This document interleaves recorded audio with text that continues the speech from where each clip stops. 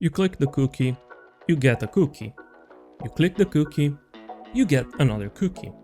Soon you have enough cookies to hire grandma, and now she'll be making cookies for you.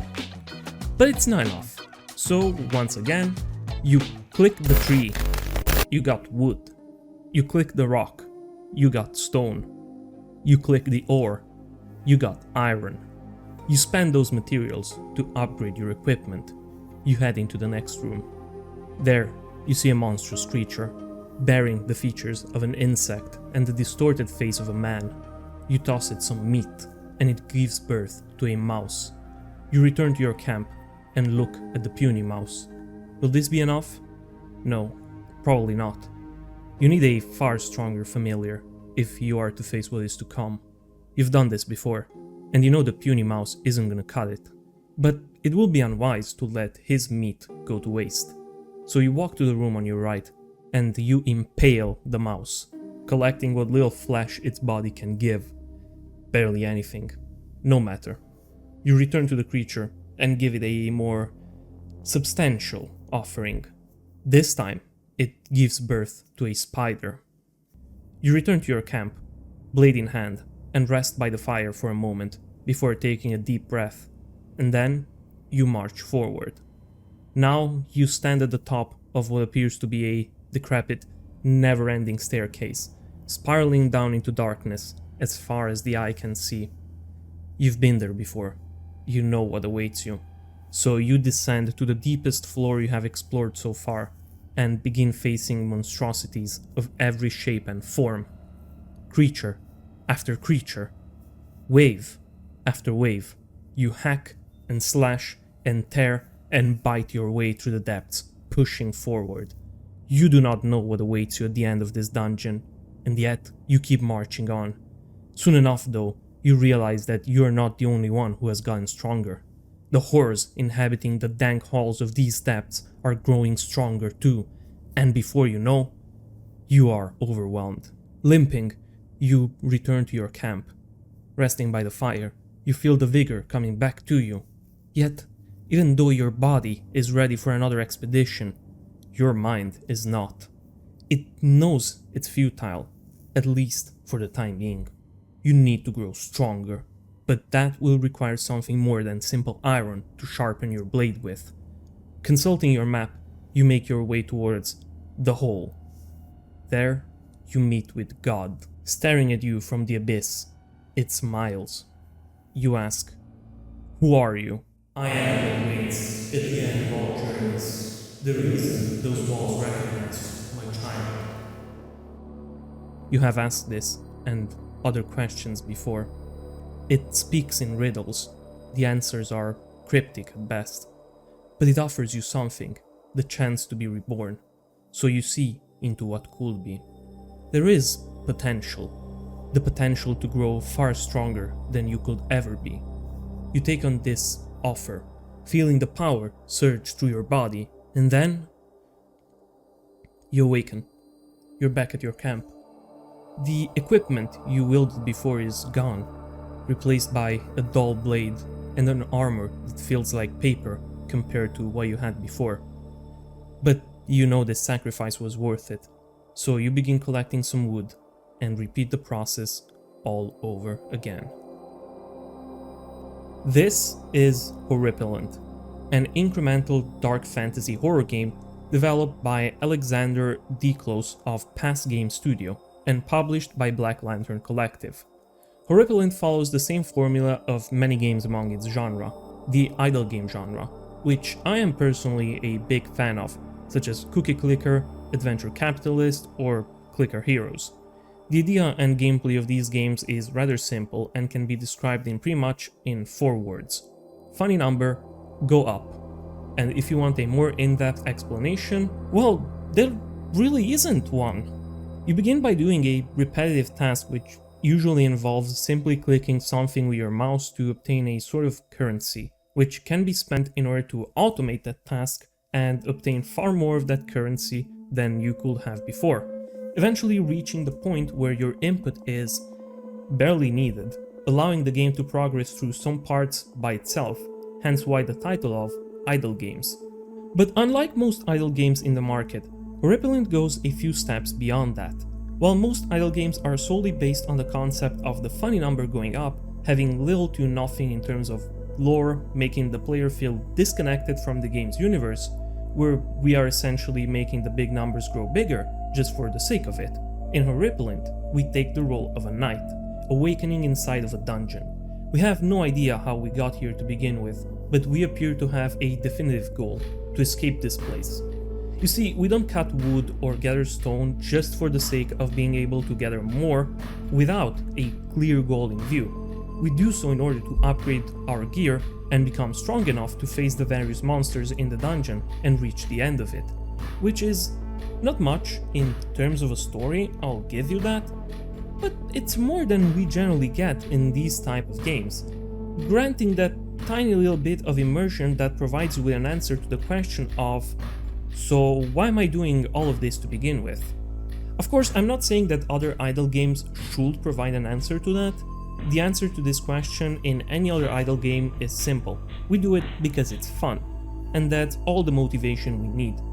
But Horripilant does add this extra layer to it, and adding on top of a small yet unique cast of characters that we can encounter and speak to serves pretty well in making this incremental game feel more like an adventure in itself, rather than an incremental increase that is done just for the sake of it.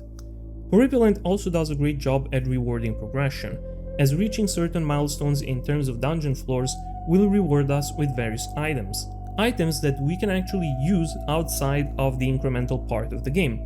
Which part, you ask? But the adventure part, of course. You see, when I was saying that the game also has an adventurous side, I wasn't referring just to the simple premise we receive upon starting. The dungeon features multiple rooms and locations that we can explore, along with, surprisingly enough, a decent variety of puzzles that serve to both extend the narrative part of the game, while also unlocking at times new mechanics for the incremental side of it. All of this is of course accompanied by the art style, which honestly I think deserves its own praise. I won't lie when I say that it is the art style that first convinced me to try out the game's demo. The dithering art style is heavily reminiscent of old retro dungeon crawling games, and it perfectly fits the atmosphere that Horripilant is trying to convey. I honestly think that no other art style could have done it as much justice as this one particularly does. The environments are eye-catchy, and the high contrast color palettes used in the various locations across the game bring out a very nostalgic feeling about it, which is something rather important in an idle game. It might sound contradictory to say that. After all, the concept of an idle game never revolves around its graphics, but it is important to keep in mind that this genre of games has a very limited horizon in terms of what gameplay it can offer, while still remaining a viable idle game. After all, while they all look different, idle games are largely the same. The gameplay doesn't really change at all. At their core, all incremental idle games are the same game, just repackaged under a different skin. Because it's not their gameplay that makes them stand out from each other, it's sort of their aspect as well. Something completely understandable, because after all, most of these games after the first few hours end up as a sort of decoration for your second monitor or desktop, something that you only occasionally take a glance at, if that makes any sense, making the visual aspect of an idle game, ironically enough, very important, something that I can say with certitude that Horripilant has nailed majestically. The mechanical part of Horripilant, as I said before, it's not much different from other idle games, and it mainly revolves around two aspects: the materials and the dungeon. Starting off with the materials, we have three materials available to us that we can gather: wood, stone, and iron. Each of these three materials serve to upgrade our gear in different ways, increasing our attack speed, our damage, our critical hit chance, evasion chance, and so on and so forth. Upgrading our equipment, though, is limited by two factors: the amount of materials that we have and the maximum amount of materials that we can hold in our storage. Unlike most idle games, Horripilant puts a hard cap to how much of our resource or currency we can store at a given time, for wood, stone, and iron. Increasing this cap requires the use of another separate currency called meat that we obtain from slaying monsters in the dungeon. The deeper we go, the more meat we get from monsters. The more meat we obtain at the end of a dungeon run, the more we can increase the maximum amount of materials we can hold, and thus the maximum level we can upgrade our equipment. You get the gist of it. Oh, and meat can also be used to purchase various items that we can use in our dungeon crawls to either heal ourselves, increase our own damage output temporarily, or straight up kill the enemy in front of us. Eventually we will reach a point where we are unable to progress any further, at least realistically speaking. We can no longer defeat the monsters in the deeper parts of the dungeon, and the ones that we can defeat reward so little in terms of meat that obtaining enough to raise our maximum storage cap to further upgrade our equipment will take far too long. And that's the moment when we make use of the reborn mechanic. This is a mechanic present in pretty much every incremental idle game ever, and it functions the same like in the rest. If you are not an incremental idle game player, the mechanic works as it follows. By reaching a certain milestone in the game, you are given the chance to reset all of your progress and start the game from the beginning.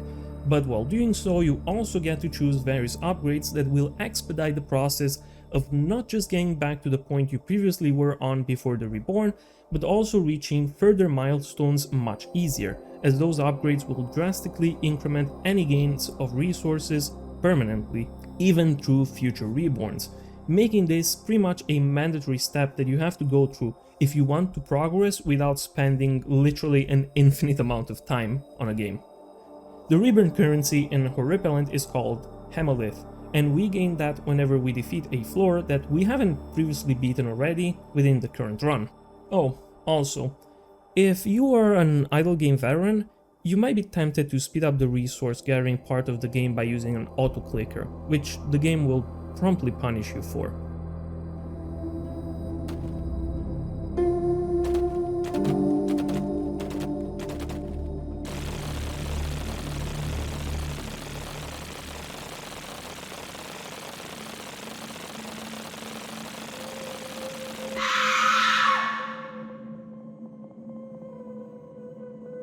So in conclusion, what else is there to say? Well, not much. I think I've pretty much touched on every important aspect of the game. If you're a fan of dark fantasy dungeon crawlers, puzzles, and idle incremental games, then I will suggest you give this a shot. If you don't feel like spending the money on it, as I said previously, the game does feature a demo that I totally recommend for you to check out. It is also worth mentioning that this is, as far as I've gathered, the first game from this developer, which I believe they've done a pretty good job with. They seem to be updating the game regularly as well, listening to feedbacks from the community, adding various quality of life features. I would like to thank, as always, for this video the members of this channel. Your support is greatly appreciated, and if you would like to join them and support me, my channel and my videos, you can do so through the join button down below. With this being said, I hope all of you have a good night, and I will see you in my next video. Bye bye.